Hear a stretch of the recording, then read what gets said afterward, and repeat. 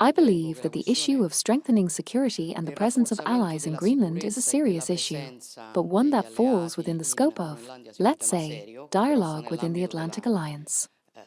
That is, Greenland should be considered a territory, so to speak, under NATO's responsibility. The issue the Americans are raising is a serious issue, obviously. And I believe that, let's say, the idea of strengthening our presence is certainly a necessary one to consider within the Atlantic Alliance, but I believe that is the framework in which to discuss this matter, even with regard to our presence.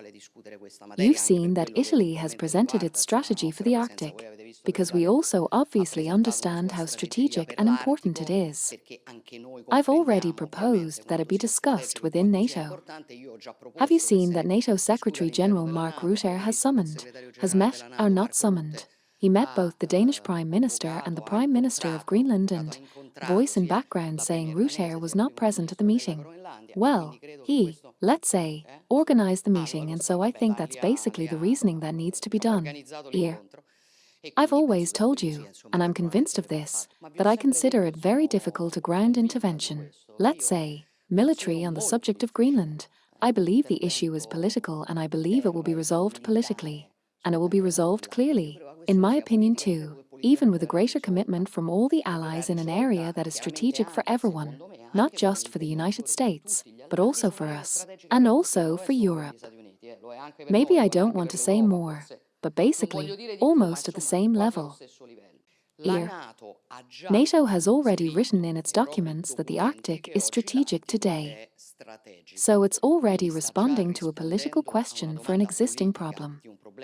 So the allies are reasoning within this context, and I believe that, let's say, the debate should be held within NATO, also to try, let's say, not to move in a scattered fashion, right? That is, to give meaning to what is being done. So, I repeat, I wouldn't read it. I don't know. I don't know how to explain it as divisive in our relationship with our American allies. I would read it as a response to a concern Americans have and the ability of European Union countries to assume their responsibilities. Here. Clearly, I want to reiterate my solidarity with the Iranian people and those legitimately demonstrating for their rights, for a better future.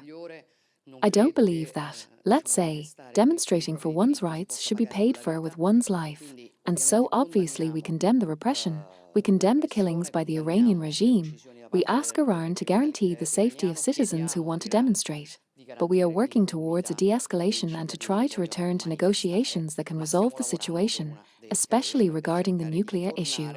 Negoziazioni che possano risolvere soprattutto quello che riguarda il tema del dossier